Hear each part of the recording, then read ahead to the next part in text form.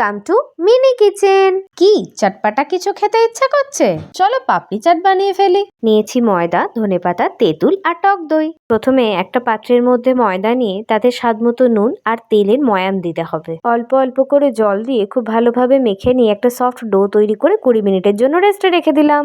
Mixing জারের মধ্যে ধনেপাতা আর কাঁচা লঙ্কা দিয়ে একটা গ্রিন চাটনি বানিয়ে নিলাম। সাথে কিছু আলু টুকরো করে কেটে সিদ্ধ করে নিয়েছি। কড়াইয়ে তেল দিয়ে তেঁতুলের পাল্প দিয়ে স্বাদমতো নুন আর চিনি দিয়ে একটা থিক পেস্ট বানিয়ে নিলাম। ব্যাস, তেঁতুলের চাটনি রেডি। টক দইয়ের সাথে সামান্য পরিমাণ চিনি দিয়ে খুব ভালোভাবে মিক্স করে নিচ্ছি। মেখে রাখা ডো থেকে লেচি কেটে নিয়ে ফুচকার শেপে বেলে নিয়ে উপর থেকে কাঁটা চামচ দিয়ে ছিদ্র করে দিলাম। সেকেন্ড প্রসেস, বড় করে বেলে নিয়ে কাঁটা চামচ দিয়ে ছিদ্র করে দিয়ে গোল কিছুর সাহায্যে ছোট ছোট করে কেটে নিলাম। এখন একদম ক্রিস্পি করে ভেজে নিয়েছি। একটা প্লেটে পাপড়িগুলো সাজিয়ে নিচ্ছি। উপর থেকে আলু সিদ্ধ, ধনেপাতার গ্রিন চাটনি, তেঁতুলের টক মিষ্টি চাটনি, টক দইয়ের চাটনি দিয়ে দিচ্ছি। উপর থেকে ভুজিয়া ছড়িয়ে দিলেই ব্যাস রেডি আমাদের পাপড়ি চাট। আজকের এই চটপটা পাপড়ি চাটের রেসিপি ভালো লাগলে একটা লাইক করে দিও। আর হ্যাঁ, ডোন্ট ফরগেট টু সাবস্ক্রাইব।